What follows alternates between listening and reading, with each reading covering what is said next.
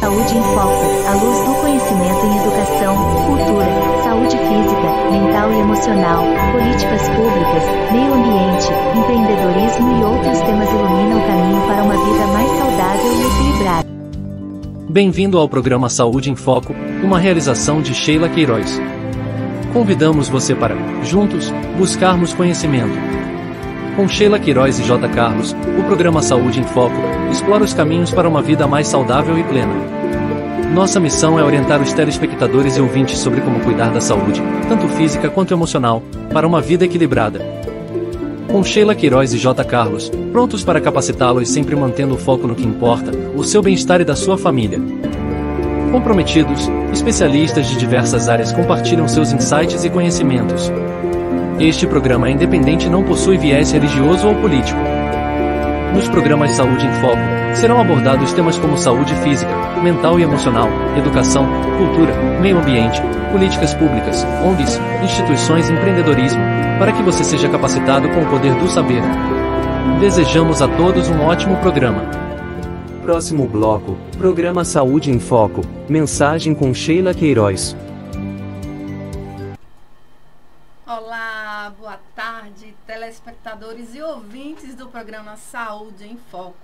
O programa Saúde em Foco nasceu de uma visão inspiradora, ancorada em 3 pilares fundamentais e um legado. Nossa intenção mais profunda é criar um espaço onde o conhecimento seja uma força transformadora, capaz de tocar vidas, fortalecer laços familiares e construir comunidades.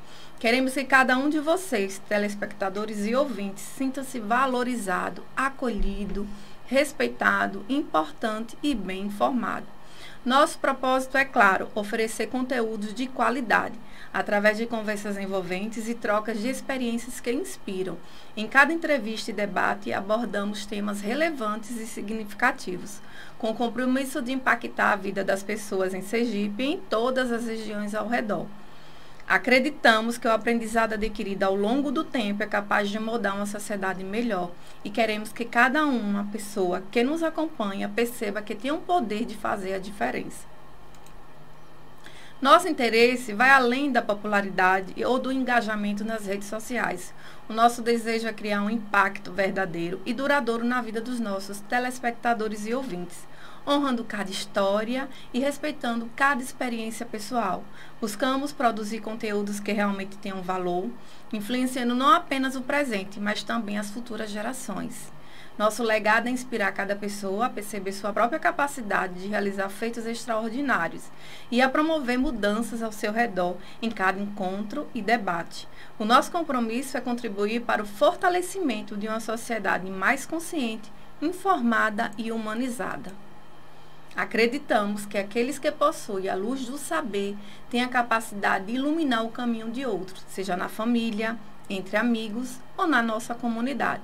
O nosso objetivo é honrar e valorizar cada um dos nossos entrevistados, compartilhando o seu conhecimento e celebrando as contribuições de instituições, ONGs e empreendedores e pessoas que, com seu trabalho, promovem uma sociedade mais consciente e solidária, voltada para a saúde física, emocional e mental.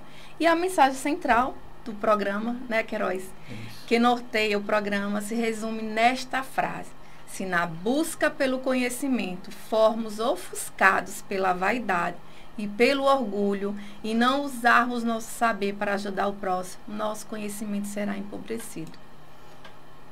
E queremos lembrar que a verdadeira riqueza do conhecimento está em sua capacidade de transformar vidas e contribuir para o bem comum, que a humildade é reconhecer que todo aprendizado é uma oportunidade de servir e conquistar um mundo melhor, compartilhando o saber com generosidade e respeito em prol de uma sociedade mais solidária e compassiva. Eu sou Sheila Queiroz, mãe da princesa Esther, que está de férias, está em casa. Um beijo, Esther.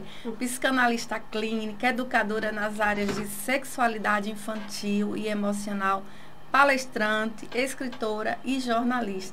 E apresentar o programa Saúde em Foco é uma missão e um compromisso de levar conhecimento e autoconhecimento a todos vocês. A verdadeira generosidade não se define pelo que é, dado pela sua disposição sincera de estar presente para ajudar o próximo.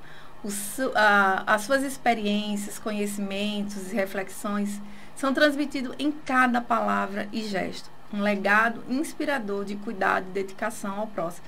E hoje nós estamos aqui com duas profissionais super talentosas, que é a doutora Camila Bispo Santiago Vasconcelos e a doutora Beatriz Ávila Fonte Silva. Nossas entrevistadas de hoje já estão aqui, né, e vai ser uma maravilha. Começando pelo oi, né? Janeiro branco, hein? Boa tarde, ouvintes e telespectadores. Quero agradecer a oportunidade de estar aqui, né, com Sheila, com Queiroz e com Beatriz, que sempre é minha parceira. Estamos juntos nessa caminhada. Também agradeço muito o convite, né, e a oportunidade de compartilhar nosso dia a dia com tantas pessoas que estão ouvindo, né, interessadas nos temas que a gente vai discutir hoje. O programa Saúde em Foco, desde sua estreia em 1º de maio de 2024, tem cumprido sua missão com excelência, tocando vidas de maneira profunda e transformadora. Através de entrevistas significativas e conteúdos relevantes, iluminamos e inspiramos nossos ouvintes e telespectadores. Nosso compromisso está em compartilhar conhecimentos valiosos e destacar histórias de pessoas e instituições que fazem a diferença em nossa sociedade. Sou José Carlos Teles Queiroz, psicanalista em formação, programador neurolinguístico, escritor, compositor e jornalista. E sigamos dedicados a esse propósito de informar, honrar e conectar. Telespectadores e ouvintes de todo o estado de Sergipe, o programa está disponível ao vivo pelo canal do YouTube, @José Carlos Teles Queiroz, e uma parte de Aracaju pela Rádio Jubileu FM 105.9. Estamos com um novo objetivo a alcançar. O programa Saúde em Foco vai ao ar todas as segundas-feiras, das 13h10 às 15 horas. Você pode acompanhar ao vivo pelo nosso canal do YouTube, @José Carlos Teles Queiroz, e também pelo programa Saúde em Foco. Iniciamos agora o momento da entrevista. O momento da entrevista, né, gente? Próximo bloco, programa Saúde em Foco, entrevista com Sheila Queiroz. Boa tarde, telespectadores e ouvintes do programa Saúde em Foco. O programa é transmitido ao vivo na Rádio Jubileu 105.9 FM e no canal no YouTube, @José Carlos Teles Queiroz, disponível para todas as cidades de Sergipe e além. Iniciamos o programa de hoje falando sobre a campanha do Janeiro Branco. Ela foi criada em 2014 com o objetivo de chamar a atenção para a importância da saúde mental e emocional. Idealizada por psicólogos, ela propõe que no início de cada ano seja refletido o estado emocional e psicológico das pessoas, incentivando a busca por cuidados e tratamentos. O mês de janeiro foi escolhido por ser uma época de renovação, onde muitas pessoas fazem resoluções para o ano novo, o que pode incluir também a reflexão sobre o bem-estar psicológico. E o branco, no nome da campanha, simboliza a ideia de um novo começo, como uma folha em branco. Convidamos as pessoas a repensarem suas vidas e estabelecerem metas para cuidar da mente, assim como já cuidam da saúde física. Então, desde então, a campanha vem crescendo e sendo reconhecida por diversos profissionais e instituições, tornando um importante movimento de conscientização sobre a saúde mental no Brasil. Então, sejam muito bem-vindas nesse episódio do programa Saúde em Foco. Celebramos o compromisso com a saúde e o bem-estar ao receber duas psicólogas de destaque que dedicam suas vidas a cuidar das pessoas de maneira única e transformadora. Vamos conversar com profissionais que são verdadeiras referências na promoção da saúde emocional e no cuidado humanizado. Por meio de abordagens cuidadosas e individualizadas, elas ajudam pessoas e famílias a enfrentarem desafios de saúde, promovendo resiliência, equilíbrio e qualidade de vida. Suas atuações vão além da clínica, integrando ciência, empatia e experiência em contextos hospitalares e de cuidados paliativos. Prepare-se para um encontro inspirador com a doutora Camila Bispo Santiago Vasconcelos e a doutora Beatriz Ávila Fonte Silva, profissionais que unem ciência e humanidade para transformar vidas. Com anos de experiência em psicologia hospitalar e clínica, elas abordarão temas fundamentais como o impacto do adoecimento no sistema familiar, a importância da rede de apoio e da comunicação nos cuidados paliativos, como cuidar da saúde emocional dos familiares em momentos difíceis. Ao longo do programa Saúde em Foco, vamos explorar as motivações que as levaram a trilhar suas trajetórias e os desafios enfrentados em suas áreas de atuação. Suas histórias refletem paixão pelo cuidado humano e o compromisso genuíno em transformar vidas por meio de práticas psicológicas baseadas na ciência e no acolhimento. E para encerrar, nossas convidadas compartilharão mensagens de encorajamento e insights valiosos que prometem impactar positivamente a vida de quem nos acompanha. Fique conosco e aproveite esta oportunidade de aprendizado e reflexão. Não perca esta conversa transformadora e enriquecedora. E apresentamos agora a doutora Camila Bispo Santiago Vasconcelos. Hoje temos a honra de receber no nosso programa a doutora Camila Bispo Santiago Vasconcelos, uma profissional de excelência na área da psicologia, dedicada à promoção do bem-estar em diversos contextos de saúde. Graduada em Psicologia pela Universidade Federal de Pernambuco e mestre em Ciência da Saúde pela Universidade Federal de Sergipe. Doutora Camila é especialista em Psicologia Clínica Hospitalar pelo Instituto do Coração e possui formação em Psicologia Perinatal pelo Instituto Brasileiro de Psicologia Perinatal, que é o GERAR. Com 15 anos de experiência como psicóloga clínica na abordagem centrada na pessoa, a doutora Camila atuou como psicóloga hospitalar sênior por 12 anos em serviços particulares relevantes no estado de Sergipe, como unidades de terapia intensiva, pediatria, pré- e pós-operatório de cirurgias cardíacas e no centro de oncologia. Além de sua atuação prática, ela é preceptora de saúde na Universidade de Tiradentes e membro da Sociedade Brasileira de Psicologia Hospitalar. Com sua jornada de dedicação e um compromisso inabalável em promover cuidado psicológico humanizado, a doutora Camila é uma verdadeira referência na área de psicologia hospitalar e clínica. É com grande satisfação que a recebemos em nosso programa para compartilhar sua experiência e conhecimento sobre os desafios em psicologia na área hospitalar e a importância do cuidado emocional no processo de tratamento e recuperação. Seja muito bem-vinda, doutora Camila. Muito obrigada mais uma vez. E agora, doutora Beatriz, que eu vou deixar também Queiroz apresentar. Também temos a alegria de receber a doutora Beatriz Ávila Fonte Silva, uma profissional dedicada ao bem-estar e cuidado psicológico de diversas faixas etárias. Graduada em Psicologia pela Universidade Federal de Sergipe, a doutora Beatriz é mestranda em Ciências Aplicadas à Saúde pela UFS e possui diversas especializações, incluindo Saúde do Adulto e do Idoso pelo Programa de Residência Multiprofissional da UFS, Terapia Cognitivo-Comportamental na Infância e Adolescência, em TCC FAMAC, e Psicologia em Terapia Intensiva AMIB. Além disso, a doutora Beatriz tem formação em Psicologia nos Cuidados Paliativos pelo Instituto Catavento e uma jornada de 8 anos como psicóloga clínica com base na terapia cognitivo-comportamental. Sua atuação como psicóloga hospitalar começou em 2017 e desde então ela tem se dedicado ao cuidado psicológico no ambiente hospitalar, particularmente em unidades de cuidados intensivos e cuidados paliativos. Com a sua experiência e dedicação às necessidades emocionais dos pacientes e familiares, a doutora Beatriz tem se destacado no campo da psicologia hospitalar e clínica e é com grande satisfação que a recebemos em nosso programa, onde ela compartilhará a sua jornada e a sua visão sobre a importância da psicologia no cuidado integral do paciente, incluindo abordagens cognitivo-comportamental e seus benefícios em diversos contextos clínicos. Seja bem-vinda, doutora Beatriz. Muito obrigada, Queiroz. Antes de iniciarmos o momento de perguntas, lembramos que você pode participar ao vivo. Envie suas dúvidas para o WhatsApp da Rádio Jubileu FM 105.9 no número 99607-2550, informando seu nome, cidade e a pergunta relacionada ao tema da entrevista. Lito, diretor técnico da Rádio Jubileu FM 105.9, revisará as contribuições e as perguntas poderão ser respondidas ao vivo ou encaminhadas para a resposta posterior. Sheila.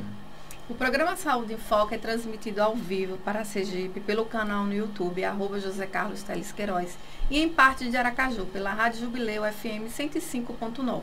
Toda segunda-feira, das 13h10 às 15 horas, levamos conteúdo transformador e de qualidade disponível para as 75 cidades do estado. Caso não possa acompanhar ao vivo, o programa Saúde em Foco estará disponível para reexibição nos canais no YouTube, @TNAD, Portal da Cidadania 5025. Siga-nos no Instagram, @Sheila Queiroz Psicanálise e @jcarlos.queiroz, e acompanhe as novidades. Junte-se a nós nessa jornada de conhecimento. Iniciamos este momento com as considerações iniciais de nossas convidadas, a doutora Beatriz Ávila Fonte Silva, e em seguida com a doutora Camila Bispo Santiago Vasconcelos. Bom, não tem como não agradecer novamente, né, pelo convite e pela oportunidade. O momento que tivemos conversando aqui agora há pouco, acho que foi muito legal para a gente conhecer o propósito, né, do programa, o alcance. A gente está bem impressionada, né, com o alcance. E reafirmar realmente a importância, né, de conversarmos sobre saúde mental em todos os âmbitos, né? A gente vai falar sobre cuidados paliativos, sobre o ambiente hospitalar, que nós temos essa experiência, né? Em muitos momentos juntas, inclusive, temos histórias juntas para compartilhar. E entender que o ser humano vive, né, diversos momentos na sua vida, desafiadores, né, prazerosos também, e que a saúde mental é fundamental para que esses momentos sejam vividos de forma plena, aprendizados sejam retirados, né, e os caminhos continuem sendo seguidos aí. O que nós pudermos contribuir aqui, nós ficaremos muito felizes, sem dúvida. Maravilhoso. E é interessante pensar, né, que tanto eu como a Beatriz, a gente fez uma escolha pela psicologia com um propósito, que é justamente um propósito desse cuidado ao outro e desse olhar atento e afetuoso para o ser humano. Pensar o ser humano como em toda a sua integralidade, em toda a perspectiva de saúde mesmo, para além de doença, é um diferencial na nossa caminhada. Eu acho que não é à toa que caminhamos e trilhamos essa jornada muito juntas. Desde o momento que a gente teve a oportunidade de se conhecer lá atrás, a gente vem dando cursos, palestras, e hoje aqui nessa oportunidade está debatendo com os telespectadores e com os ouvintes sobre algo tão relevante, principalmente na campanha de Janeiro Branco, que a gente vai dar ênfase à questão da saúde mental. Perfeito. Muito obrigado. Nossa, nós estamos aqui recheada com duas profissionais, e é o tema que a gente mais ama, né, Queiroz? É verdade. Saúde mental. Porque se você não cuidar do principal, que é a sua saúde mental, você está deixando muita coisa a desejar aí, né? Então, vamos partir para os momentos das perguntas.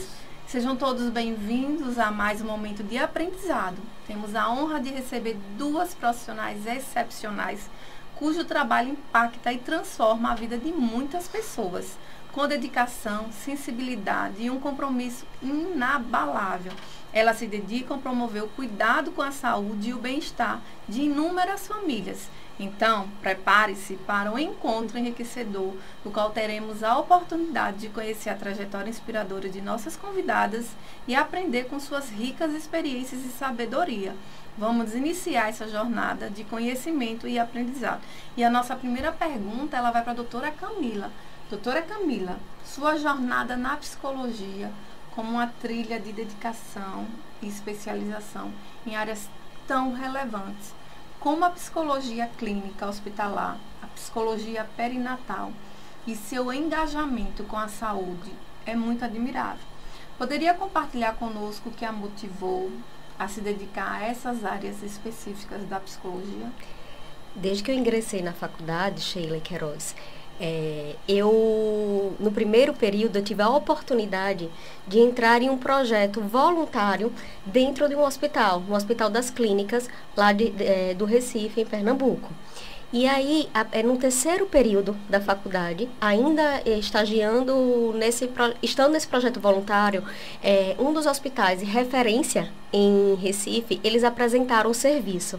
E eu comecei desde então a me preparar, porque era um concurso para poder fazer o estágio extracurricular, me preparar para o sétimo período conseguir ingressar nessa instituição. Desde lá eu fui trilhando esse caminho na área de hospitalar, em concomitância com a área clínica. E aí fui me aprofundando, eu digo que eu fui mordida pelo bichinho da área hospitalar, que é muito importante, assim, eu realmente valorizo muito, é algo para mim inspirador atuar nessa área. E desde então, consegui, deu certo, ingressei nesse estágio extracurricular e depois, no último ano de faculdade, fui para a área clínica. Quando eu me formei, eu já decidi, então, que eu queria me especializar nessa área. E tive a oportunidade de ir para São Paulo, na USP, onde eu fiz a formação em Psicologia Clínica Hospitalar. E junto com essa formação que eu estava inserida lá, eu conheci o Instituto Gerá, que era o brasileiro de Psicologia Perinatal, e acabei fazendo as duas especializações juntas. Retornei para Aracaju em 2012 e comecei a trabalhar já na área. Certo? Trabalhei em 3 hospitais de referência aqui no estado e chegou um determinado momento que eu percebi que eu precisava mais, que eu precisava fazer novas especializações, mas que eu precisava também repassar esse conhecimento. E isso eu entendi que eu só podia fazer através do mestrado. E aí foi quando eu optei em entrar no mestrado. Deu certo mais uma vez, fiz meu mestrado na área de saúde, em ciências da saúde, trabalhando justamente na época com qualidade de vida dos familiares, de cuidadores de crianças e adolescentes com câncer, foi o meu tema da minha dissertação de mestrado, e continuei. Então aí depois acabei ingressando na área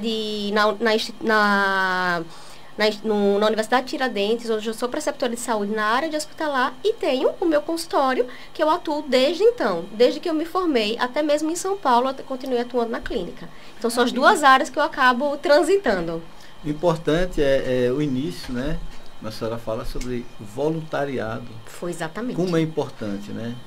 Ser voluntária no início do aprendizado, né? Buscar e sentir, vivenciar. E o que a senhora vivenciou, doutora, em relação àquilo que lá na frente a senhora percebeu que era o que chamava o seu coração para fazer, né? E era um projeto lindo que recebia o nome O Caminho. O Caminho. Na época. E traçou o meu caminho. E eu acho que foi aí onde você foi mordida. Nesse momento. Doutora, como a sua experiência como preceptora e membro da Sociedade Brasileira de Psicologia Hospitalar, né, tem enriquecido sua perspectiva e suas contribuições para a área da psicologia? Eu acredito que não existe uma prática sem um estudo, sem a ciência. A gente, quando vai para a prática sem ter um conhecimento prévio, a gente só exercita adivinhações. Não a praxis propriamente dita. Então, para mim, estar como membro da Sociedade Brasileira de Psicologia Hospitalar é justamente estar o tempo inteiro sendo atualizada, participando de palestras, de cursos, atualizados dos lançamentos mais novos, mais recentes, seja de artigos. E isso eu posso estar também proporcionando aos meus alunos. E aí, quando eles vão para a prática, porque a área de psicologia hospitalar hoje é considerada uma especialização. Nós não vemos mais na academia a psicologia hospitalar propriamente dito. Então, quando os alunos começam desde a graduação e eu posso estar passando um pouco dessa teoria, trabalhando com eles, eu dou a oportunidade deles serem inseridos na prática, e quem sabe mordido também pelo mesmo bichinho que eu fui, para poder estar proporcionando uma atuação mais embasada cientificamente. E a segunda pergunta é para a doutora Beatriz. Você vai fazer? Faça. Doutora Beatriz, sua trajetória na psicologia, com uma formação robusta e especializações, né, em áreas como cuidados paliativos, terapia cognitivo-comportamental, psicologia e em terapia intensiva. É realmente admirável que a senhora nos inspira, né, a seguir esse caminho tão desafiador e humanizado. E como suas experiências, tanto na clínica quanto no ambiente hospitalar, têm contribuído para uma prática que valoriza o cuidado integral e as respostas às necessidades individuais de cada paciente? Foram várias inspirações, né? Ao longo da vida, acho que a gente vai construindo isso. Eu lembro que eu me inscrevi no vestibular de psicologia já muito perto do prazo, porque eu não tinha certeza do que eu queria fazer. E quando eu disse à minha terapeuta na época que eu ia fazer psicologia, ela, finalmente você entendeu. E aí, eu já estava me encaminhando para isso. E aí, a graduação, eu sempre tive muito interesse na área hospitalar e de saúde. né? Na minha época, quando eu estive na UFES, eram poucas as disciplinas focadas nesse assunto. Hoje eu já sei que existe mais foco, eu fico muito feliz por isso, porque é uma prática, né, muito rica, que muitas pessoas têm interesse, e a graduação eu vejo como aquele lugar que mostra o que existe para a gente ir, né, se aprofundando. E então, fazendo todos esses trabalhos teóricos, eu sentia muita necessidade de conhecer a prática. Porque a gente vê a teoria, vê sobre o ambiente hospitalar, é um setting totalmente diferente, né? Um ambiente de atendimento totalmente diferente do consultório, da clínica. E eu queria muito estar lá dentro para saber se era realmente aquilo que eu queria. Foi quando eu corri atrás e consegui ser estagiária de Camila, na época. Então, foi o bichinho dela, me mordeu também nessa época. Ela passou, né? Passou pra mim, ela abriu ali a caixinha e ele me mordeu. Vai dizer que eu era exigente. Bastante exigente, bastante exigente. Eu devorei os livros que ela me recomendou na época. E eu lembro que eu saía sempre do hospital muito com aquela sensação, eu descobri o que eu quero fazer na minha vida. Maravilha. Sabe? Era muito satisfatório. É muito lindo isso, sabia? É muito prazeroso poder viver isso. Eu acho que é um privilégio. Porque o ambiente hospitalar é muito assustador para muitas pessoas, né? E você entender que seu conhecimento teórico pode ser praticado ali para diminuir um pouco, né, o sofrimento, ajudar as pessoas a lidarem com isso, eu acho que, assim, fenomenal. Então, eu fiz esse estágio, finalizei a graduação já com o interesse de prosseguir na residência multiprofissional, também pela Universidade Federal, porque lá é ensino em prática, né? Nós somos especializandos, mas atuando na prática quanto psicólogos. Foi um divisor de águas na minha vida, porque realmente confirmou mais ainda essa certeza de que no ambiente hospitalar a gente pode intervir muito, a gente pode fazer muita diferença. E aí, finalizando a residência, começou a pandemia, né? Toda aquela mudança, e a psicologia recebeu bastante destaque na época, né? Foi uma nova forma de fazer psicologia no ambiente hospitalar, com chamadas de vídeo. A gente tentar ajudar as pessoas a administrarem o sofrimento, que foi muito intenso, para os profissionais também, né, naquele período. Então, isso tudo só foi confirmando. Então, essas inspirações, assim, tive a oportunidade de trabalhar com Camila enquanto profissionais na mesma instituição. A gente trabalha em outros hospitais também.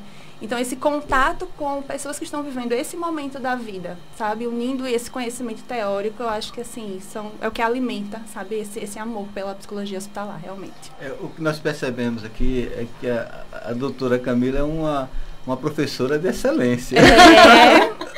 Exatamente. É uma professora de excelência. Eu acho que o amor que ela transmite contagia quem está próximo. E em breve quem está se tornando professora, ela também. E aí, ingressei no mestrado por muita influência de Camila também, como realmente uma oportunidade de disseminar esse conhecimento, né? Estar no hospital, estar fazendo a prática da psicologia, tem muitos dias que a gente mais aprende do que a gente sente, né, que trouxe algo novo ali, que é um aprendizado diário. Então, eu entendo que preceptoria, que a educação, são fundamentais também. É compartilhar um pouquinho daquela oportunidade que a gente teve com outras pessoas. Né? Maravilhoso isso. Continue. E além disso, como a sua experiência, tanto na psicologia clínica quanto na hospitalar, tem impactado sua forma de atender os pacientes? Principalmente quando se trata de compreender e respeitar as necessidades emocionais e psicológicas de cada um. Eu acho que ser psicólogo é um grande privilégio. Porque quando alguém procura, né, a terapia, ou quando alguém aceita o nosso atendimento na instituição hospitalar, a pessoa se permite entrar em contato com suas angústias, com seus sofrimentos. Então, é muita responsabilidade. E a cada atendimento, a cada intervenção, a cada resultado, ou a cada desafio mesmo, eu acho que isso tudo nos ajuda a conhecer o ser humano, nas suas potencialidades e nas suas fragilidades. E é sempre um aprendizado, né? Como eu falei, a gente aprende todos os dias, com as histórias de vida que as pessoas, né, nos permitem conhecer, com os sentimentos que elas, na sua vulnerabilidade mesmo, né, nos demonstram, entender que o ser humano é isso, que a vida é uma eterna mudança, é uma eterna transformação, e que a psicologia ajuda para que essas transformações positivas venham. Maravilha. Imagina os desafios, hein? Não foram muitos desafios. Agora, voltando sempre com os ensinamentos da professora que você recebeu, com a forma como você viu e a forma como você lidou, e vendo no olhar das pessoas, se vivenciando as pessoas, a gente percebe que como isso traz experiência, né? Desejo de cada vez mais se aprimorar e avançar. Exatamente. Agora a pergunta para as duas doutoras. E agora a doutora Camila e a doutora Beatriz, né? Como psicólogas, qual é a visão de vocês sobre saúde num contexto biopsicossocial, considerando as necessidades emocionais e físicas dos pacientes.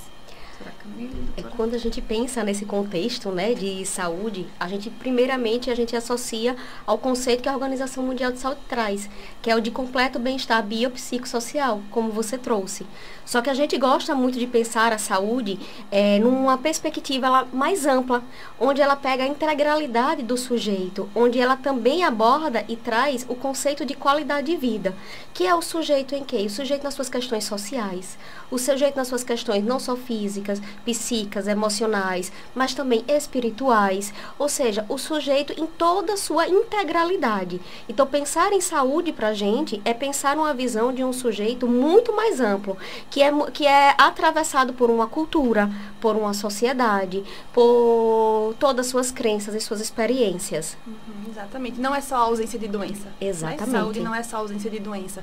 E a doença ou outras questões podem atravessar a vida, né, de todos nós, estamos todos vulneráveis a isso.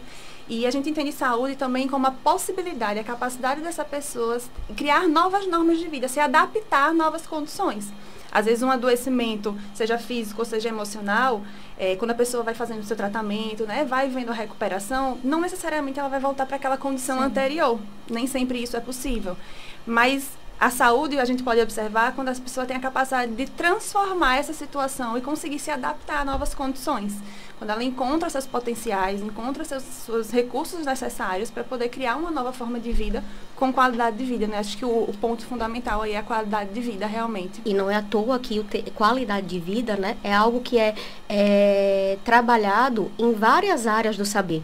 Tem conceitos da filosofia, tem conceitos biomédicos, tem conceitos da sociologia, da antropologia, justamente por quê? Porque diante da complexidade do ser humano. Sim. E aí esse olhar da saúde também, associado à singularidade do sujeito, ou seja, que ele é um ser único, que o que serve para mim de cuidado não necessariamente serve para você, Sheila, para você, Queiroz, ele é fundamental. Então, a saúde a gente sempre pensa e associa nesse sujeito integral e complexo. Isso. É muito complexo. Muito. Telespectadores ouvintes da FM 105.9, você que está acompanhando no canal do YouTube, @José Carlos Teles Queiroz.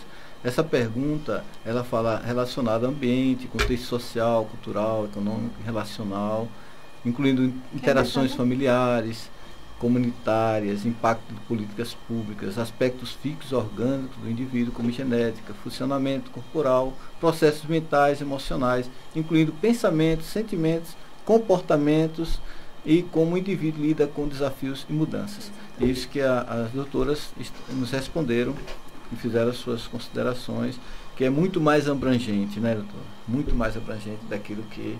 Eu não sei quando no início olhava só para um lado, né, de uma pessoa, não como um todo, né? E aí já está numa visão geral, uma visão geral, né?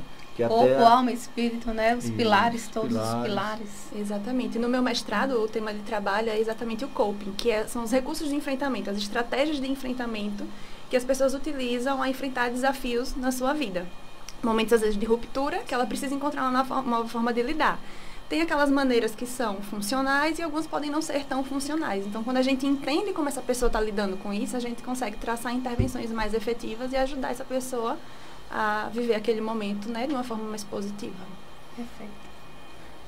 Boa tarde, telespectadores e ouvintes do programa Saúde em Foco. Estamos ao vivo na Rádio FM 105.9, alcançando parte de Aracaju e também no canal do YouTube, @José Carlos Teles Queiroz, disponível para todo o estado de Sergipe e além. No programa Saúde em Foco de hoje, apresentamos a doutora Camila Bispo Santiago Vasconcelos, uma psicóloga de excelência dedicada à promoção do bem-estar em diversos contextos de saúde, graduada pela UF Pernambuco, mestre em Ciências da Saúde pela UFS e especialista em Psicologia Clínica Hospitalar pelo Instituto do Coração, o USP. A doutora Camila possui 15 anos de experiência na abordagem centrada na pessoa, com destaque em UTIs, oncologia e cirurgia cardíaca. Também formada em Psicologia Perinatal, é preceptora na Universidade de Tiradentes e membro da Sociedade Brasileira de Psicologia Hospitalar, sendo uma referência em cuidado psicológico humanizado. Celebramos também a doutora Beatriz Ávila Fonte Silva, uma psicóloga dedicada ao cuidado e bem-estar de pessoas de todas as idades, graduada pela UFS e mestranda em Ciências Aplicadas à Saúde. A doutora Beatriz possui especializações em saúde do adulto e do idoso, terapia cognitivo-comportamental na infância e adolescente, psicologia em terapia intensiva e cuidados paliativos, com 8 anos de experiência clínica e atuação hospitalar desde 2017. Era uma referência no cuidado psicológico em unidade de terapia intensiva e paliativa, destacando-se por sua abordagem humanizada e técnica. E a quarta pergunta, vamos fazer para a doutora Camila. Professora, né? Professora, né? Professora, doutora Camila. Isso. Na sua experiência com psicologia hospitalar, como a abordagem centrada na pessoa contribuiu para melhorar o cuidado emocional de pacientes em situações críticas, como UTIs e oncologia? É bem, né, bem cuidadoso esse tema, porque nem todo mundo tem condições de enfrentar. Então, como descobrir isso aí, hein? Esses desafios, hein? Primeiro, assim, eu gostaria de dizer que assim, a abordagem centrada na pessoa é a abordagem que configura a minha visão de ser humano e de mundo. É algo que não está apenas na minha prática hospitalar, como também na clínica, mas eu acredito que em todas as minhas relações. Carl Rogers sempre trazia que a construção de uma relação, e isso se acontece dentro do hospital, principalmente diante de temas tão sensíveis, ela se perpassa por 3 perspectivas. Uma é você ser congruente com o que você sente, ou seja, você ser verdadeiro com o que você sente, e nesse processo você reconhece inclusive até os seus limites, as suas dificuldades, os seus próprios desafios, porque o fato de ter uma experiência na área não significa que muitas vezes a determinada situação não seja extremamente desafiadora para a gente. Então é congruente conosco e com o outro, o paciente, olhar o outro sem uma perspectiva de julgamento, olhar o outro em sua integralidade, olhar o outro diante da visão dele e não da minha visão, e ser empático. E empático não no sentido de senso comum, que a gente utiliza hoje bastante, como se fosse algo simples, assim, se colocar no lugar do outro. Não, a empatia é um recurso mesmo psíquico desenvolvido, onde a gente desenvolve essa capacidade de olhar o sujeito de acordo com o olhar dele, sem o julgamento e sendo congruente com o que a gente sente e com o que ele sente. E aí, quando a gente pensa em situações como, por exemplo, na oncologia ou dentro de uma situação grave, crítica, o que é que a gente pode estar fazendo utilizando essa minha abordagem? Primeiro, a gente entender que aquela pessoa ela não é a doença. A doença é um contexto em que ele se encontra. Ele foi acometido pela doença, mas ele é para além da doença. Muitas pessoas acham que a gente não tem o que fazer, justamente vai fazer o quê com o paciente que descobriu que tem um câncer? Vai fazer o quê com a família que tem um paciente entubado dentro de uma UTI? Tem muita coisa a fazer. Porque todos nós temos o que a gente chama, na minha abordagem, de uma tendência realizadora, ou uma tendência atualizante, que é o quê? É a capacidade inata e psíquica que o ser humano tem de lidar com as adversidades, com os desafios e criar condições para enfrentar. Então, nós, enquanto profissionais, através dessa escuta ativa qualificada, por isso que entra a ciência, o estudo, entendeu? A gente promove esse espaço para que ele possa justamente trazer essa condição que ele tem de enfrentar um desafio, atenuar o seu sofrimento psíquico, minimizar seu nível de ansiedade, ajudar ele a elaborar o seu sofrimento, criar estratégias dentro das possibilidades para poder ele conseguir lidar com aquele contexto extremamente desafiador que é o de hospital. Então, a minha abordagem, eu enxergo ela em todo esse processo, porque ela vem desde essa construção dessa relação. Eu olho para aquele paciente, eu olho para aquele familiar, para além da situação de doença, que ele tem muito a me trazer e eu posso ajudá-lo nesse processo. É uma abordagem maravilhosa, né? Isso porque é importante. A própria família mesmo está ali, o que é que ela vai fazer, né? Porque não tem essa compreensão. E aí ela vai fazer muito, vai contribuir bastante com aquele processo E todo. tem o acolhimento também, né? Exatamente. Você vai se sentir acolhido, de estar ouvindo ele estar se manifestando naquele momento muito delicado que ele está passando. E, doutora, nessa próxima pergunta que nós vamos fazer para a doutora Beatriz, nessa unidade, né, da UTI, como até terapia cognitivo-comportamental pode ser aplicada de maneira eficaz no suporte psicológico de pacientes dessa terapia intensiva para promover o bem-estar emocional. Tem muito do que a Camila falou, né? Interessante, porque no ambiente hospitalar ele não restringe abordagens, né? Exato. A gente tem diversos colegas que atuam com abordagens mais variadas. Nós, por exemplo, temos abordagens diferentes, mas discutimos casos, né? Compartilhamos experiências e nos ajudamos nos desafios que a gente encontra, né? Nessas situações. As abordagens também vão muito daquela identificação do profissional, né? Na nossa formação, o que a gente entende e vê como algo que faz sentido para a gente. Então, no meu caso, a TCC, que é a terapia cognitivo-comportamental, me ajuda muito no hospital, estruturando os atendimentos de uma forma que o ambiente também permita. Porque nós formos pensar no ambiente de terapia intensiva, fazer um atendimento psicológico, que exige o quê? Na teoria, no ambiente clínico. Privacidade, tempo disponível, né? O aparelhinho exato. E a gente está num ambiente totalmente, né, que traz muitos estímulos dessa forma, traz muitas sensações de ameaça para a pessoa. Então, no hospital, a gente faz muitas abordagens focadas ali no momento. Não deixamos o indivíduo de lado, né? Nós vemos a pessoa que está ali vivendo aquilo. E a gente pode focar na pessoa e na forma como ela está vivendo aquilo. Então, como a abordagem cognitivo-comportamental entende, né, as variáveis como situação, os pensamentos, as emoções e os comportamentos, como uma influenciando a outra, né, como níveis relacionados, a gente vai tentar identificar como é que essa pessoa está vivendo essa situação, quais são os recursos de enfrentamento que ela tem, tanto no momento quanto com base na história dela, se ela já viveu experiência semelhante, o que é que ela pensa sobre aquilo, né, e quais são os potenciais que ela tem para poder viver aquele momento. Então, enquanto a gente faz a abordagem, a gente pode ser interrompido por um exame, a gente pode ser interrompido por um outro profissional de saúde que precisa fazer uma intervenção que no ambiente hospitalar é mais urgente do que a intervenção da psicologia, né? Uma medicação, um procedimento, mas que a gente entende que nosso espaço também é fundamental. Então, a gente foca nessas intervenções breves e pontuais, né? A gente sempre fala assim, início, meio e fim, mas não significa que a gente acaba ali. Sim. A gente vai trabalhar com o que está acontecendo com a pessoa e é importante a gente entender o que é importante para a pessoa, para o paciente, e não o que a gente acredita que seja importante para ele naquele momento. A gente precisa ouvir, né? Então, é um espaço de trabalhar a psicoeducação, né? Porque às vezes são tantos sentimentos envolvidos que a própria pessoa não consegue entender o que está passando, o que está sentindo. Então, naturalizar realmente os sentimentos, validar essas sensações que a pessoa está tendo, ajudar ela a esclarecer, né? Fazer uma clarificação de tudo ali que está acontecendo, para que ela se sinta cada vez mais pertencente ao seu papel, né? Que ela tenha seus direitos, que ela tenha sua autonomia, tenha sua voz colocada nesse lugar onde ela segue regras, né? Horário para banho, horário para alimentação. É um ambiente que pode ser muito hostil, né?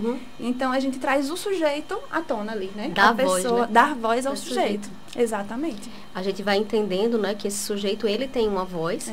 Essa voz precisa ser ouvida para além das regras da instituição, que ele precisa também se adaptar, porque nós precisamos nos adaptar ao contexto, inevitavelmente, dar voz a esse sujeito, não é isso? E desenvolve a ele, dentro das possibilidades, aquilo que ele pode estar executando nesse ambiente. Exatamente. E que muitas vezes quem tira essa própria voz, às vezes é o próprio familiar. Sim. Também.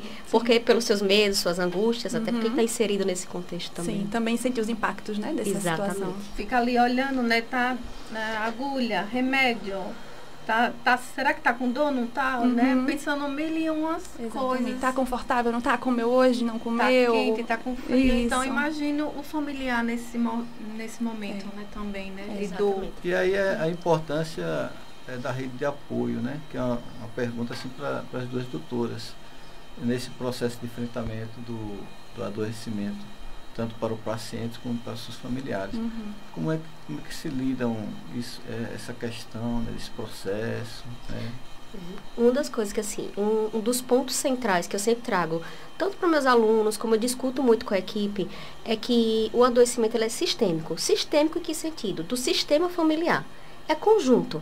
Não adoece só o paciente, adoece o paciente e a família. Por que aqui eu falo a família? Porque comumente são os familiares que assumem essa responsabilidade de cuidado para os seus entes. mais de 90%. Claro que nós temos amigos, nós temos outras pessoas que acabam sendo configuradas como rede de apoio. Mas, estatisticamente, é a família mais próxima que assume esse lugar de cuidado. E é quem acaba sendo responsável pela manutenção, certo? Dessa identidade do paciente, a manutenção da qualidade de vida, acaba sendo muitas vezes a porta-voz, o intermediador entre a tríade, paciente, família e equipe. Às vezes nós temos o que a gente chama de familiar referência, aquele que é nomeado naturalmente, ou ele se intitula, ou pela forma como é já estruturado dentro da sua casa, acaba sendo a referência de cuidado e acaba sendo porta-voz para os outros familiares, para as outras pessoas que querem notícia daquele paciente. Então, essa rede de apoio, ela muitas vezes, ela acaba sendo o responsável por influenciar até o comportamento do paciente. Influenciar não só a adesão ao tratamento, mas hoje a gente já pensa mais do que adesão, engajamento, que é para além de tomar um remédio e aceitar as regras, o horário do banho, receber o remédio, mas se implicar, pelo aquilo que Beatriz trouxe, né? Ser responsável, ajudar também assim no seu processo de cuidado. Então, o familiar muitas vezes acaba sendo essa ponte, esse elo de engajamento do paciente. Ele é quem estrutura e mantém esse sistema. Por isso que o nosso olhar enquanto psicólogo, ele não é só ao paciente. Porque a gente percebe que existe uma diferença muito grande do processo de tratamento e recuperação quando a gente consegue envolver esses dois, porque faz muita diferença. E esse olhar, né, que a gente tem para essa rede de apoio vai envolver o que eles estão vivendo ali naquele momento, né? Como o adoecimento está impactando sua rotina de vida, questões socioeconômicas. Às vezes, como a família consegue se organizar, por exemplo, no horário de visita, como a família se planeja para arcar com custos pós-hospitalização. Muitas vezes eles precisam ser treinados também para assumir certos cuidados, né? O paciente às vezes sai com algumas necessidades específicas que a equipe hospitalar precisa treinar essa rede de apoio para fazer alguns procedimentos. Então, eles estão totalmente implicados na situação, tendo também as repercussões emocionais de quem está vivendo aquele adoecimento. Então, enquanto psicólogas, precisamos muito ter esse olhar, né? E chamar a equipe para junto disso também, para que todo mundo entenda que aquele familiar, aquela rede de apoio faz parte do processo, precisa do nosso olhar, precisa de espaço e precisa ser cuidado também.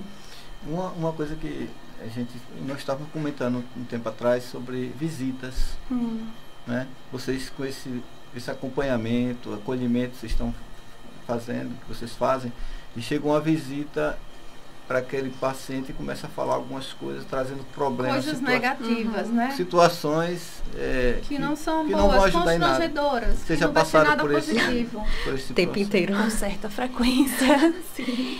Olha, isso é muito interessante você estar pontuando, Queiroz, porque assim, se por um lado a visita, os familiares que estão ali presentes, eles são imprescindíveis nesse cuidado ao paciente, nós também observamos que eles podem ser um agente de causador de um aumento de um sofrimento psíquico e emocional.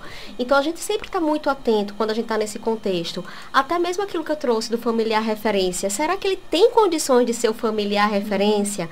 Será que ele está em condição adequada? Às vezes, ele não sabe o que fazer e como agir naquela visita. E, por vezes, eles vão trazendo esse sofrimento, as situações que estão acontecendo externa, por não saber também lidar com o contexto. Então, assim, isso simboliza um sofrimento por trás disso tudo. Então, a gente fica muito atento. Então, por isso que é tão fundamental a gente estar trabalhando em equipe muito profissional, porque às vezes é um enfermeiro que observa isso, é o técnico de enfermagem que está ali o tempo inteiro no cuidado, ou é o próprio médico na hora do boletim que presencia, e aí vai sempre sinalizando a gente enquanto psicólogo, para a gente observar, indo intervir com esse familiar, orientando, pedindo muitas vezes, solicitando a vinda de um outro familiar, para que a gente possa estar passando a responsabilidade dos cuidados do paciente para uma outra pessoa, mostrando que aquele ente talvez precise e mereça cuidado também externo, não está tendo condições de estar nesse contexto. Então, é algo que a gente vivencia o tempo inteiro. Eu gosto muito de conversar com a equipe sobre a família ideal e a família real. Assim, né? A gente idealiza aquele familiar que chega para contribuir, que está totalmente aberto às nossas orientações, que vai acatar tudo que é orientado. Mas na grande maioria das vezes não é isso que acontece. A gente se depara com pessoas também que não conhecem os procedimentos, não conhecem a rotina do ambiente hospitalar. É tudo muito novo e acho que a imprevisibilidade do hospital é algo que traz muito sofrimento, né? Muitas vezes eles querem muito notícias e às vezes não tem, por exemplo, uma mudança no quadro clínico, não tem nenhuma novidade, mas isso também é informação. Então, a gente entender que a gente precisa estar com a comunicação próxima e alinhada e afinada com essa família, sabe? Alinhando as expectativas. Eu gosto muito, né? A gente gosta muito de promover reuniões familiares, porque é uma grande oportunidade para poder a equipe conhecer essa família melhor e essa família conhecer a equipe melhor. Porque você entra ali na visita, você conhece quem está ali naquele turno e você sai, você não sabe quem está cuidando do seu ente querido ali naquele momento, né? Verdade. Antes da pandemia, a gente via um movimento muito grande, principalmente nas UTIs, de aproximação dos familiares, né? UTIs abertas, onde os familiares ficavam mais tempo. Com a pandemia, a gente precisou de mudanças e isso foi uma cisão absurda, assim, nesse processo. Muitas pessoas deixavam seus familiares no hospital e não os viam mais, né? Pelo processo que foi a pandemia. Então, depois que tudo foi se reorganizando, felizmente, né, as iniciativas foram sendo efetivas, os hospitais estão voltando, né, a se organizar para integrar cada vez mais, porque a família faz parte do cuidado. E é interessante você falar isso das reuniões familiares, dessas conferências, porque justamente o que a gente observa, né, que é pelos problemas de comunicação, por esses ruídos de comunicação, que muitas vezes começam até os próprios conflitos entre paciente, família e equipe dentro do contexto hospitalar. Então, quando a gente promove justamente essa aproximação com a equipe que está sendo assistente daquele paciente e ajuda o familiar a alinhar o seu pensamento, observa se ele está entendendo e compreendendo de fato o que está acontecendo com aquele seu familiar, trazer para ele quais são as perspectivas, qual é o planejamento terapêutico, ou seja, qual é o tratamento que é proposto, o que se espera a partir disso, e nos colocarmos à disposição para poder ter uma nova reunião quando necessário. Isso, além de construir um vínculo e criar uma situação de confiança, diminui essas possibilidades de conflito. Então, essas famílias que vão causando muitas vezes um desconforto ou trazendo notícias externas ruins, causando uma situação difícil dentro de ambientes como Beatriz trouxe, de imprevisibilidade e principalmente de vulnerabilidade, não só física, mas emocional. Quando a gente consegue estreitar esse vínculo, a gente consegue trazer uma confiança e diminui esse tipo de situação. Uma outra situação que é de uma outra pergunta as famílias em relação à gestação, né, quando, né, Sheila? Sim. Essa aí pergunta. É para a doutora Camila essa pergunta, certo? Como sua formação em psicologia perinatal ajuda as mães e suas famílias a lidarem com as transformações emocionais durante a gestação e o período pós-parto? Então, nós sabemos que o período gravídico, ele é um período de vulnerabilidade emocional. Seja pelas próprias alterações hormonais, mas também por conta das expectativas que a gente cria, né? As expectativas com aquele bebê ideal, seja com também como é que eu vou lidar com essa situação. Foi uma gravidez desejada, não foi uma gravidez desejada, como é que está a minha condição socioeconômica diante disso, os medos que eu tenho. A mulher principalmente traz vários medos, né? Uma autoestima envolvida, medo da transformação do corpo, medo da perda do emprego. Então, assim, o período gestacional, ele traz uma série de transformações e repercussões psíquicas. Então, poder acompanhar essa gestante, ela acaba sendo uma promotora de uma saúde mental e também um preparo para o período puerpério, que é um período que ainda traz mais transformações, certo? Por vários motivos, pelas próprias alterações hormonais que a gente trouxe, como também pelo se deparar com a realidade. Aquilo que estava no âmbito da expectativa, do imaginário, ele se transforma real, aquele bebê chegou. E aí, se você, por exemplo, é uma primigesta, ou seja, uma mãe de primeira viagem, como eu vou cuidar desse bebê? Meu Deus, o choro dele significa o quê? E tem um fator, que ele é um fator de risco, que ele é importante ser observado. Se essa mãe ela já tiver uma comorbidade psíquica antes, um transtorno psiquiátrico, seja um transtorno de ansiedade, um transtorno de humor, uma depressão ou bipolaridade, seja alguém que já vem um acompanhamento, a gente sabe que esse período gestacional e o pós-parto e o puerpério, ele acaba sendo um fator de risco para voltar a essa condição anterior. Hoje, em final de 2023, foi sancionada uma lei que que possibilita a assistência psicológica desde a gestação e pós-parto. Porque, infelizmente, os dados mais recentes apontam que mais de 25% das mães têm sofrido depressão pós-parto. E eu tenho falado mais de depressão pós-parto, não daquela condição comum, que é o que a gente chama de baby blues ou melancolia pós-parto, que está associado à condição de tristeza, de fadiga pela sobrecarga física e emocional, que é muito comum até os primeiros 15 dias. Eu estou falando de uma condição de adoecimento psíquico. Entendeu? Então, por isso. Então, assim, a minha formação em perinatalidade ajuda muito nesse olhar atento. E foi interessante porque eu entrei nessa formação porque nos meus primeiros anos de consultório clínico, eu só pegava pacientes ou depressão pós-parto ou pacientes tentativas de suicídio. E aí era algo que vinha com muita intensidade na minha clínica e que eu entendi que eu precisava trabalhar. E hoje eu sou preceptora na área de saúde hospitalar, na parte de oncologia, e estava na maternidade também. Então, a formação, ela agregou nesse sentido. Mas, assim, eu acho que é um tema bem complexo e amplo. Falar sobre a maternidade daria outro programa aqui. Outro momento que você vem de novo. Exatamente. Boa tarde, telespectadores e ouvintes do programa Saúde em Foco. Estamos ao vivo na Rádio FM 105.9, alcançando parte de Aracaju e também no canal do YouTube, @José Carlos Teles Queiroz, disponível para todo o estado de Sergipe e além.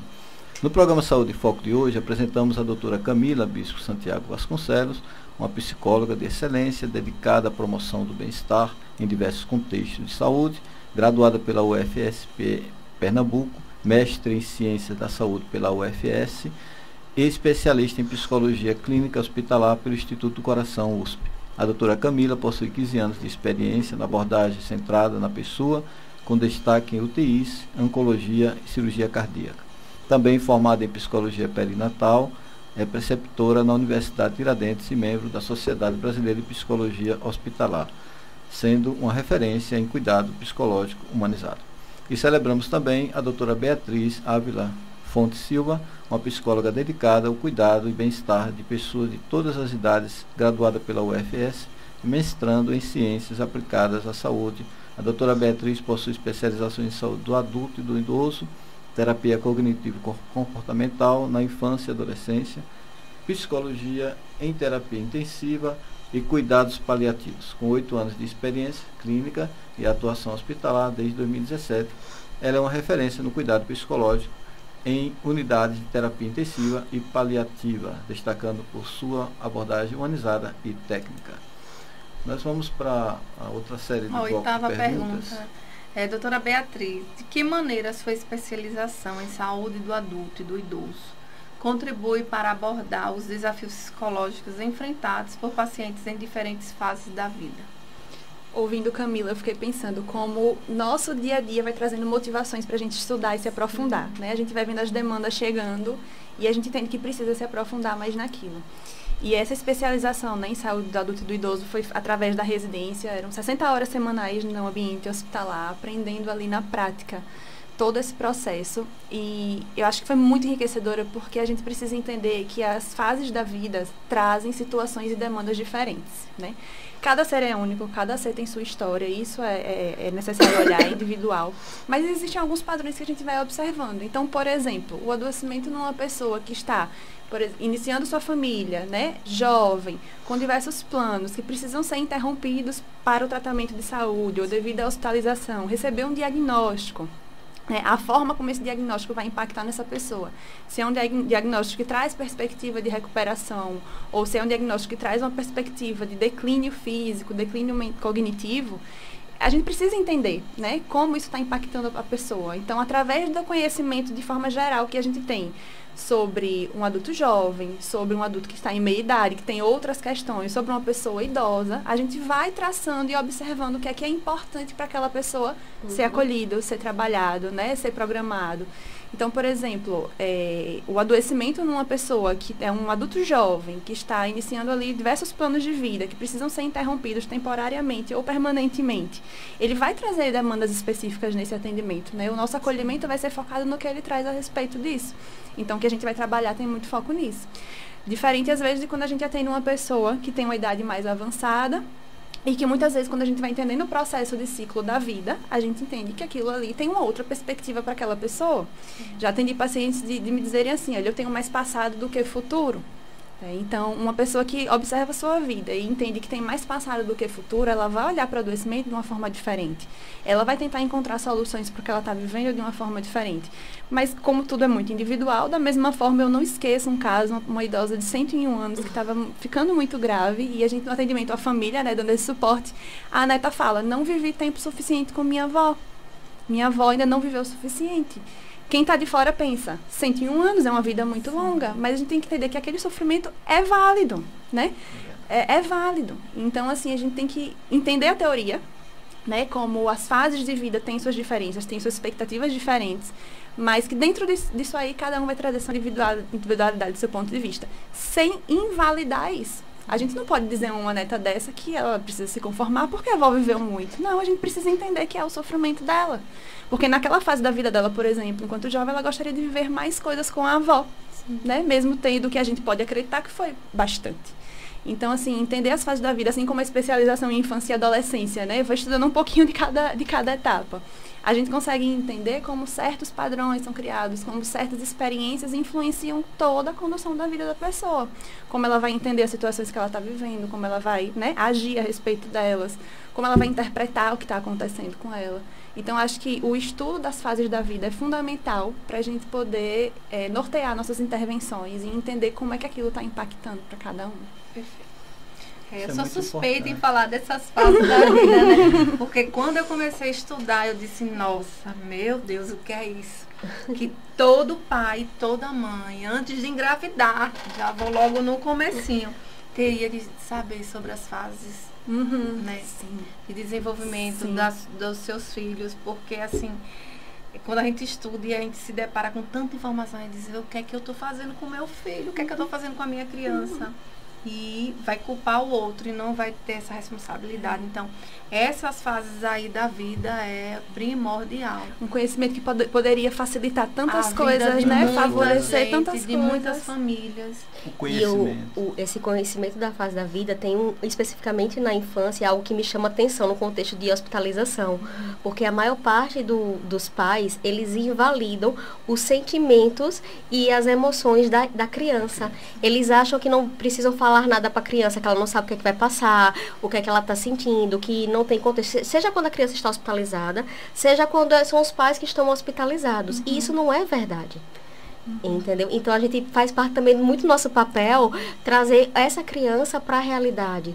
Tem que trabalhar com esses pais a necessidade de eles serem ouvidos e também de ser passado para eles, claro que na linguagem apropriada, mas o que está acontecendo, porque o impacto psíquico e emocional diante da surpresa, diante daquilo que eles não esperam, é muito maior do que quando é trabalhado com a realidade. Então algo que a gente chama muito, né, tanto eu como Beatriz, a gente trabalha com pré e pós-operatório cirurgia cardíacas de crianças com doenças congênitas, ou seja, de crianças que precisam ser submetidas a cirurgias cardíacas, e muitas vezes elas não sabem nem o que elas vão passar ali, mas fica mais pra frente. A gente conversa. A criança chega no hospital achando que vai tomar um remédio, fazer um exame, né? E a gente vai em todo o processo sem invadir também o espaço dessa família, né? Porque existe uma construção ali pra gente poder psicoeducar, ajudá-los a compreender esse processo emocional vivenciado. Assim como falando da infância, uma pessoa idosa, por exemplo, muitas vezes a família quer proteger. Então, acaba retirando a autonomia dessa pessoa, de, por exemplo, não contar um diagnóstico, ou então a pessoa não participa do processo de decisão. Por exemplo, os filhos são os responsáveis por decidir, quando aquele idoso que foi responsável por toda a sua vida, né, tem autonomia suficiente, está cognitivamente apto a isso, é colocado num lugar passivo, enquanto outras pessoas querem, né, por cuidado, por amor, por carinho mesmo, nas melhores das intenções, assumir isso. Então, é todo um processo da gente ir sensibilizando e psicoeducando para que todos sejam valorizados dentro do momento que estão vivendo, independente da sua idade. É por cuidado, por amor, por zelo e muitas vezes pela dificuldade, né, de lidar com a dor do outro. É muito difícil para a gente, muitas vezes, lidar com a dor do outro. Então, ver nossa criança, o nosso filho em sofrimento, traz para a gente o sofrimento. Ver aquele idoso tão vulnerável, que a gente tem a sensação de que muitas vezes eles não vão saber lidar da melhor maneira possível, porque já está tão idoso, ou porque a gente já criou toda uma perspectiva de como é a forma dele agir diante das dificuldades, a gente silencia, né? A gente faz um pacto do silêncio para poder não trazer o que de fato está acontecendo. Isso é justamente essa pergunta, Sheila, para a doutora Camila, que são os desafios mais frequentes no preparo emocional de pacientes familiares em tratamento complexo, como cirurgias cardíacas e oncologia. Então, eu acho que os desafios, eles são inúmeros, certo? Porque vai depender muito de cada família. Às vezes, o fato de a gente estar sendo submetido, a gente sempre precisa entender o que há de pano de fundo em relação àquela doença. Qual é o conceito e a perspectiva das pessoas cultural em relação ao coração? Ou em relação a ter o câncer. São os estigmas que trazem. Então, por exemplo, uma cirurgia cardíaca. Uma cirurgia cardíaca, a gente percebe quando o paciente vai ser submetido à cirurgia cardíaca, vem muito medo em relação a não acordar no pós-operatório, a anestesia, como é que ele vai ficar. Eu já recebi perguntas do tipo assim, pelo fato de estar mexendo no meu coração, vai mudar o meu jeito de ser, a forma como eu sinto as coisas, sinto as dores do mundo. Então, esse pano de fundo que tem atrás de todo tipo de doença é fundamental que a gente conheça para poder estar trabalhando. Assim como aquela área. Por exemplo, quando eu atuava na cardiologia, eu conhecia bastante como funcionava aquela doença, já entrei dentro do centro cirúrgico para acompanhar cirurgias cardíacas. Eu sabia todos os dispositivos que os pacientes iam ficar após a cirurgia, dispositivos aqueles que eram esperados, que todas as cirurgias cardíacas, o paciente quando sai, eles acabam ficando. Porque eu poderia, através de bonecos, estar trabalhando, seja com a criança, seja do adulto, como é que eles iam acordar, como é que eles iam sentir aquilo. Então, assim, está muito associado. A mesma forma é a oncologia, certo? A oncologia. Conhecer, por exemplo, qual o planejamento terapêutico daquela equipe, quais são os passos que eles vão passar, em que contexto ele recebeu essa notícia, se foi dentro do hospital internado e ele não esperava, ou foi dentro de um consultório, do ambulatório, também faz muita diferença da nossa maneira de intervir, porque às vezes tá de forma inesperada, às vezes já tem um suporte emocional mais adequado naquele momento. Então, os desafios, ele está muito associado à maneira como as pessoas elas vão lidar com aquele adoecimento. E a gente vai criando, com a aproximação e o conhecimento sobre cada área, formas de intervir que possa diminuir esse sofrimento e atenuar esse nível de estresse, de ansiedade e tornar aquele ambiente mais confortável dentro das possibilidades. A pergunta para a doutora Beatriz agora. Doutora Beatriz, como sua formação em cuidados paliativos orienta o suporte emocional a pacientes e familiares em situações de fragilidade? Foi uma formação que também surgiu das necessidades do dia a dia, né? Porque a gente vai vendo como isso é importante e, felizmente, está sendo, né, mais disseminado e mais divulgado hoje em dia. Os cuidados paliativos surgiram a partir de uma necessidade que estava sendo observada das limitações daquela medicina biomédica mesmo, focada apenas, né, no diagnóstico, no tratamento, no adoecimento. Então, os cuidados paliativos trazem uma proposta de cuidado integral do indivíduo que tem uma doença ameaçadora de vida. Os cuidados paliativos olham a questão de espiritualidade, a questão da rede de apoio, olha as questões emocionais envolvidas, a forma como a pessoa está enfrentando isso. Então, entender que todo o processo de adoecimento que está ameaçando a vida daquela pessoa não pode ser focado apenas no tratamento físico, né? A gente precisa olhar o indivíduo, como Camila falou, trazer voz a essa pessoa e a todos que estão ali envolvidos, porque a família também vive, né? Como a gente já conversou sobre isso. Então, essa formação em cuidados paliativos, eu acho que deveria ser, como uma sugestão, necessária a todos os profissionais de saúde. Porque os profissionais de saúde, de forma geral, são voltados para a cura, né? Os cursos, as graduações são voltadas ao tratamento, à cura. Então, muitos profissionais entram ali no seu turno de trabalho focados em resolver, em curar. Então, muitas vezes tem profissionais que às vezes até falam assim, hoje no meu plantão ninguém vai morrer. Independente, às vezes, das circunstâncias que aquilo está acontecendo. E isso sempre me incomodou muito. Porque muitas vezes a gente pode não curar a pessoa, mas a gente pode sempre cuidar. E como é que a gente pode promover esse cuidado? Não é só a partir daquele profissional que tem um instinto de atenção, um instinto de afeto, um instinto de conversar com a pessoa, mas todos precisam de formação técnica realmente para isso, né? Assim como se aprende a fazer uma cirurgia, se aprende a calcular uma medicação, é necessário aprender esse trato, né? Entender as perspectivas, investigar isso, promover esse espaço de discussão. Para a psicologia isso é muito pulsante, né? Naturalmente isso já acontece pela forma de intervenção que a gente faz. Mas, enquanto psicóloga que tem uma formação em cuidados paliativos, isso me ajudou muito a observar e tentar intervir o mais precocemente possível. Porque um dos princípios do cuidados paliativos também é a intervenção precoce, né? Não esperar a situação estar limitante ou estar crítica para introduzir isso. Porque traz um peso muito grande. Então, quanto mais a gente conversa com essa família, quanto mais se explica, porque existe muito estigma também, né, sobre o que são os cuidados paliativos. Muitas pessoas podem entender como estar desistindo, né, ou então nada vai ser oferecido. Então, esse treinamento técnico para os profissionais ajuda a gente a escolher a linguagem que a gente vai utilizar, quais são as palavras que a gente vai utilizar, como é que a gente vai se estruturar para cuidar dessa pessoa enquanto equipe, né? Enquanto psicóloga, eu entendo muito a função como dar esse apoio para esse paciente, dar esse apoio para essa família e também discutir com a equipe o que é que a gente observa que é importante, né? Então, a formação me ajudou muito a como chegar num colega e sinalizar que aquela família já está trazendo no discurso a compreensão da finitude, o paciente já está trazendo ali suas decisões, suas vontades, que muitas vezes a equipe está tão focada nos procedimentos, né, técnicos, protocolares, que às vezes isso não tem muito espaço. Vai passando, né? Vai passando, exatamente. Porque também não é confortável, né? Então a gente tem que aprender a lidar com esse desconforto para ver o grande potencial que tem a gente poder trabalhar isso. Eu acho que uma das coisas mais gratificantes, sabe, nas experiências, acho que a Camila vai concordar, é quando a gente acompanha um paciente em processo de cuidados paliativos, seja no consultório, né, ou seja no ambiente hospitalar, e depois que a gente passa por todo aquele processo, né, o paciente, no seu momento, de forma confortável e tranquila, vem a falecer, sendo logo ou demorando bastante tempo, porque às vezes a gente promove qualidade de vida, a gente até prolonga, né, a vida. E aí, quando a família vem e faz um agradecimento, a família retorna para o hospital e diz assim, eu só vim agradecer a vocês por tudo que vocês fizeram. Eu acho que nada paga. Nada paga. É um reconhecimento. Esse reconhecimento. Porque a gente sente assim, poxa, foi difícil, foi desafiador, mas a gente conseguiu promover esse entendimento e essa serenidade para lidar com o inevitável, né? A gente se prepara para receber um bebê. Né? A gente se prepara para receber uma vida. Por que não a gente pode se preparar para uma certeza da nossa vida? Né? Então, quanto antes a gente conversa, quanto antes a gente traz esse assunto à tona, né? Na nossa família, com as pessoas próximas, mais claro tudo fica e as decisões vão sendo tomadas de uma forma mais paulatina, mais serena, né? Com mais aceitação. Não quer dizer que seja fácil. Não é fácil. Não é fácil. Nem sempre é tão bonito assim, né?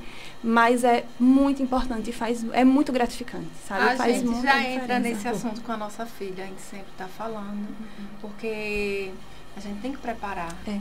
É um preparo, a gente não sabe o que pode acontecer com os dois, então se a gente não preparar, ela vai ficar pensando o quê? Não, eles, né? Criança imagina mil coisas. E aí a gente prepara se acontecer isso, da forma que ela possa entender de uma forma tranquila, mas a gente já está preparando. Exatamente. É muito interessante porque, assim, o preparo não é só preparar para o momento que você for evoluir a óbito, fizer essa passagem. Mas o preparo é dizer também como você gostaria de viver nos momentos em que você se encontra com limitações. O cuidados paliativos, ele traz justamente essas premissas, né? Não é necessariamente apenas no processo de fim de vida. O fim de vida é o final do processo do cuidados paliativos. O cuidados paliativos, ele é uma abordagem ampla, multiprofissional, por isso que acho que Beatriz trouxe que a importância de ter uma formação para todos, certo? E que trabalham aspectos físicos, psíquicos, emocionais, espirituais, desde o processo em que a gente descobre uma doença crônica, ou seja, uma doença incurável, certo? Uma doença que é progressiva e uma doença grave. Isso a gente tem, por exemplo, se eu sou um paciente portador de uma insuficiência cardíaca, ainda que eu viva aí 30 anos com insuficiência cardíaca, eu tenho uma doença que é grave, potencialmente ameaçadora à vida, entendeu? Incurável e progressivo em algum momento. Então, o cuidados paliativos, ele já pode estar sendo inserido desde esse momento. Na verdade, o ideal é que seja inserido justamente assim, conversado desde o ambulatório, desde o momento que você tem uma doença, uma diabetes, uma hipertensão, seja um paciente que seja um renal crônico. Então, todas essas condições. Mas, infelizmente, a gente está caminhando, certo? Ainda para isso. Então, muitas vezes ele é confundido e visto como algo negativo porque ele só é proposto no processo de final de vida. E se a gente já começa a propor isso dentro da nossa casa, na conversa com nossos filhos, como eu quero ser cuidado, quando eu estiver limitado, quando eu tiver uma doença assim, não só de morte, as coisas vão ficando mais leves da mesma maneira que a gente programa o nascimento de um filho. Uma paliativista, ela traz muito que cura, que a gente está falando aqui de cura, ela transcende a biologia. Muitas vezes a gente está focado, como profissional de saúde, em curar, entendeu? Em tratar aquela doença.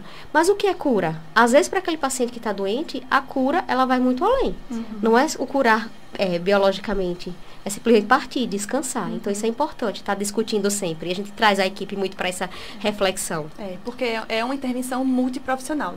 Nenhum profissional tem como fazer cuidados paliativos sozinho. É uma intervenção porque existem discussões, existem conversas, muitas conversas. Não é só numa reunião, por exemplo, numa conversa que tudo se decide. É progressivo, né? Tudo é um processo. Então, exige muito essa dedicação e o conhecimento de todos, para que todo mundo esteja o mais alinhado possível e as coisas caminhem de uma forma mais organizada.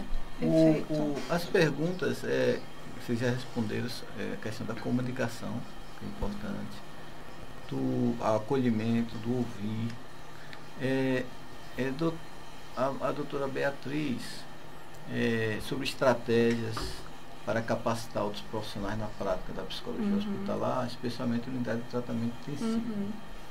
Falasse um pouco sobre isso. Eu gosto muito da unidade de terapia intensiva, porque ele é um setor fechado. Fechado no sentido de, é um setor com pacientes específicos, né, com condições específicas, e que a equipe está o tempo todo no mesmo ambiente físico. Então, essa proximidade é muito forte, né? Acontece de uma forma muito intensa. Então, eu sempre vejo oportunidades, né, para o psicólogo hospitalar ir disseminando as estratégias de comunicação e disseminando suas impressões. Porque, assim, a psicologia demanda a questão do sigilo, né? Tudo que atendemos no paciente fica naquele ambiente, entre o paciente, mas o psicólogo hospitalar tem a responsabilidade de levar suas impressões para a equipe no sentido de compartilhar como a equipe multiprofissional pode favorecer o cuidado dessa pessoa, indo além da questão física. Então, esse treinamento, né, essa disseminação pode acontecer através de reuniões multiprofissionais. Então, a presença é muito importante, que seja de uma forma periódica no setor, né, que exista protocolos para isso. Através de discussão de casos, através da realização de conferências familiares, onde a gente consegue unir profissionais e familiares para esse momento. Cursos, treinamentos, né? Nós temos um curso que a gente conseguiu desenvolver, que é uma grande alegria para a gente. Eu, Camila e uma nossa colega, Ana Luísa, que também é psicóloga hospitalar, com vasta experiência.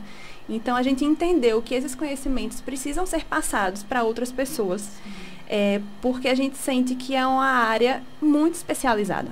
Né? O profissional precisa ter conhecimentos específicos para aquilo. É um ambiente totalmente diferente, por exemplo, do ambiente clínico, como eu já falei, do ambiente de recursos humanos, por exemplo, né?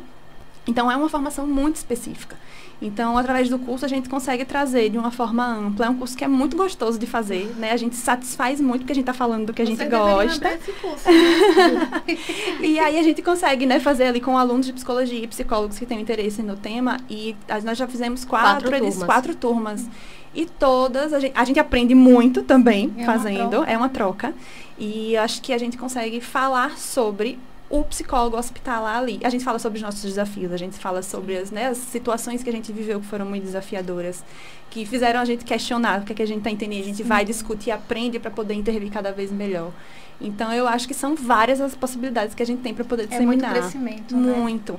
Agora está sendo uma grande oportunidade, né, para a gente poder disseminar também sobre o assunto, para alcançar mais pessoas que às vezes podem estar ouvindo falar sobre isso pela primeira vez e despertar aquela curiosidade. Procurar vocês e fazer o curso com Exatamente, seria ótimo. O curso a gente teve, a última edição foi agora em outubro de 2024. Quem sabe a gente vai abrir em 2025, né? Com certeza, tem que abrir. Com certeza.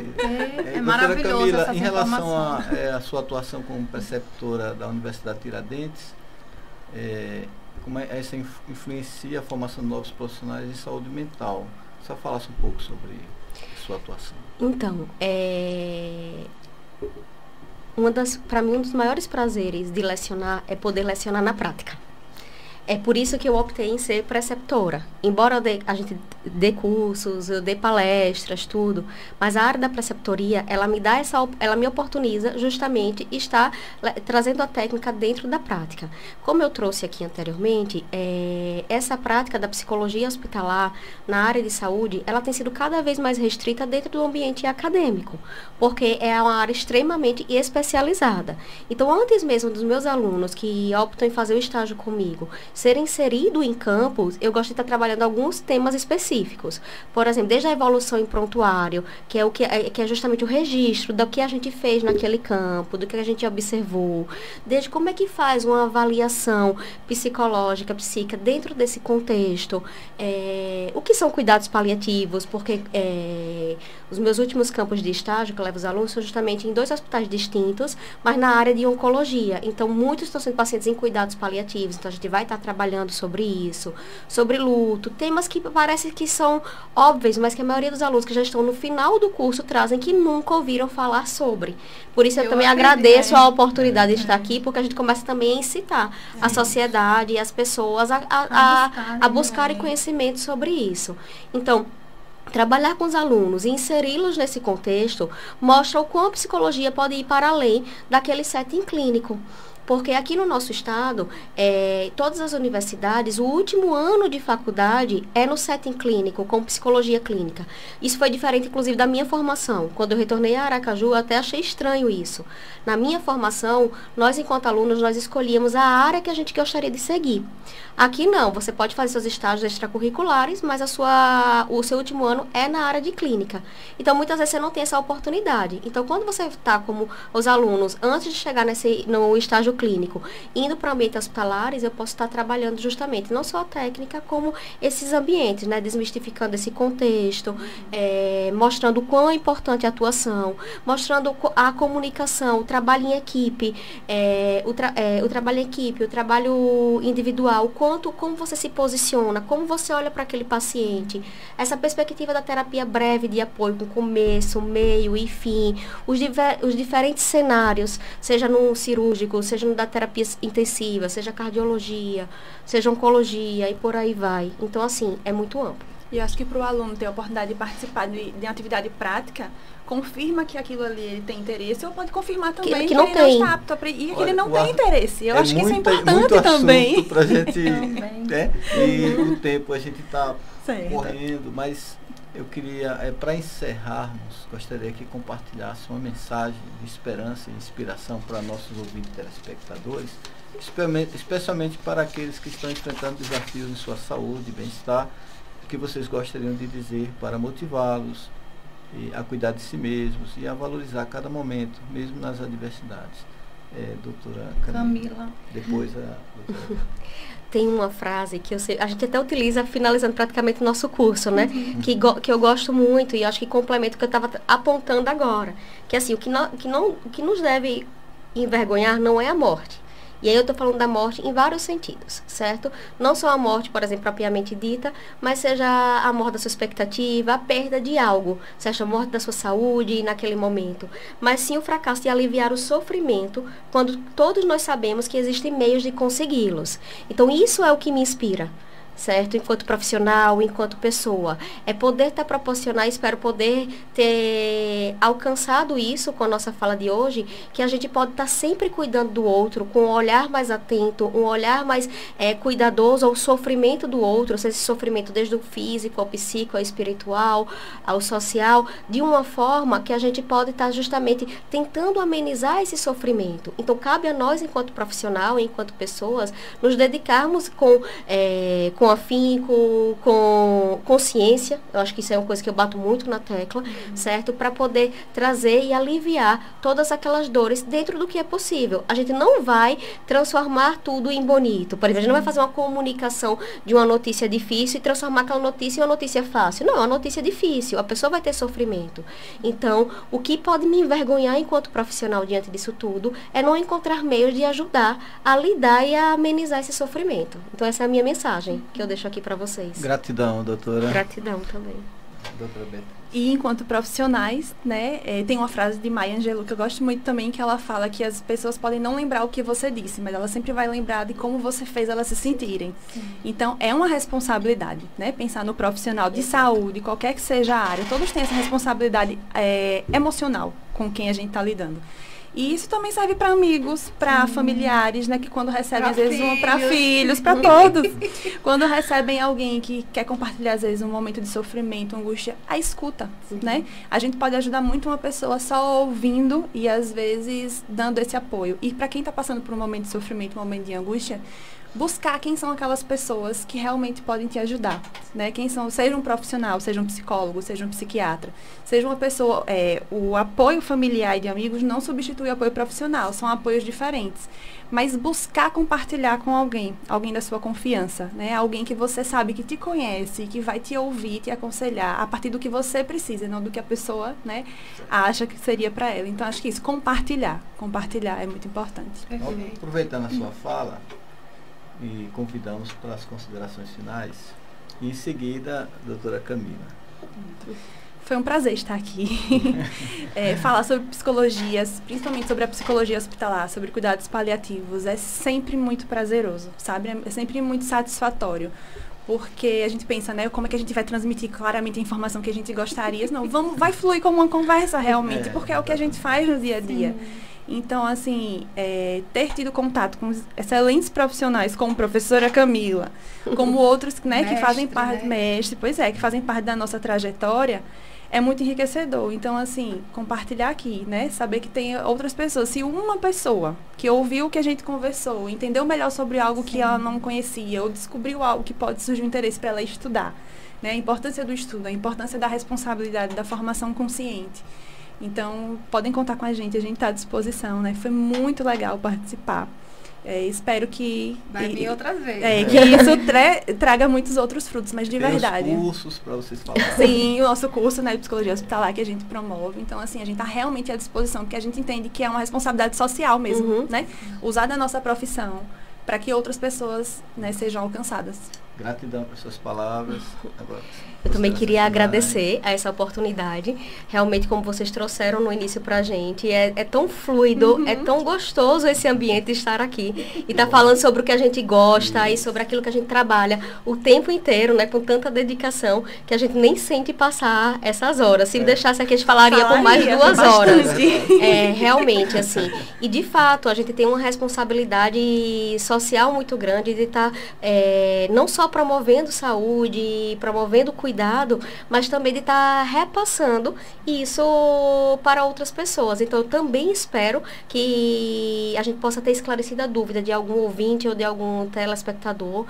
Me coloco totalmente à disposição. Eu tenho o meu Instagram, psi.camilabsantiago, aberto. O nosso curso já teve 4 edições. A gente ainda não sentou para discutir se esse ano vai ter uma nova turma, mas surgiu... Ter, né? Se vai ter uma nova turma, mas é realmente assim, algo que a gente trabalha e investe muito para poder estar perpassando esse conhecimento e que a gente percebe que faz a diferença não só para o estudante de psicologia, mas para aquele que também tem alguém internado e adoecido. É uma chave transformadora nesse processo. E eu só realmente queria agradecer. Foi muito bom estar aqui com vocês e principalmente estando com Beatriz, que sempre caminha comigo nessa trilha. Hoje ela fala tanto assim de que a inspirou, mas ela é para mim uma total inspiração. Ela e a nossa colega também, Ana Luísa, que não está aqui. Vamos trazer a Ana Luísa também. Tá bom. Ela vai depois ela depois vai dizer pra gente, olha, vocês já me colocaram nessa também. Mas é isso, muito obrigada. Gratidão.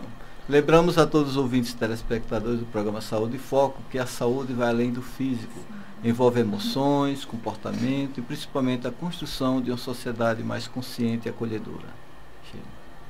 Que possamos ser agentes de transformação, cuidando um dos outros, com empatia e responsabilidade. Cuidar de nós mesmos ou do próximo é um ato de amor e de responsabilidade. Agradecemos profundamente pela presença da doutora Beatriz e da doutora Camila. Foi uma grande honra tê-las conosco, compartilhando um momento tão enriquecedor e significativo. Convidamos a continuar conosco no bloco Fé e Espiritualidade.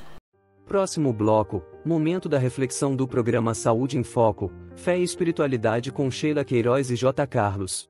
Como nós falamos muito sobre e o ser humano, ele tem a parte física, tem a parte espiritual também. Então nessa parte aqui, é um programa que nós tratamos junto às autoridades. Nós fazemos uma oração prece pelas autoridades do nosso país, aqueles que estão acima de nós, para que haja paz. E aí o programa tem uma palavra que fala sobre ensinamentos que está na carta de 1 Timóteo 2:1-2, que nos orienta, antes de tudo, exorto que se façam súplicas, orações, intercessões e ações de graças por todos os homens, pelos reis e por todos os que exercem autoridade, para que tenhamos uma vida tranquila e pacífica, com toda devoção e dignidade. Com base nesse princípio, reconhecemos a importância de elevar nossas vozes em oração e preces, intercessão por aqueles que têm a responsabilidade de liderar nossa nação.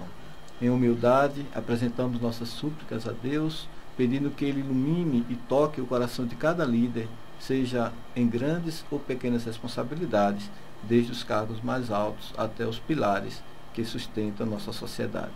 Oramos para que cada autoridade seja guiada pela sabedoria, pela empatia e pela justiça, agindo com discernimento, dedicação e bem comum. Sheila. Que suas decisões e ações priorizem a proteção da vida e o cuidado com aqueles que mais necessitam, contribuindo com uma sociedade mais justa, humana e solidária. Hoje, com espírito de gratidão, respeito e reconhecimento, honramos todas as autoridades do Brasil, reafirmando nossa confiança na força da oração e no poder transformador de uma liderança voltada para o bem de todos, que juntos possamos construir um futuro de paz, dignidade e harmonia.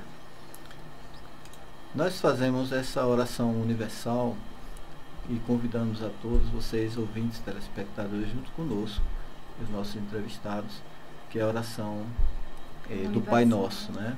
É o Pai Nosso que está no céu, santificado seja o teu nome, venha o teu reino, seja feita a tua vontade, assim na terra como no céu. Dai-nos hoje o pão de cada dia.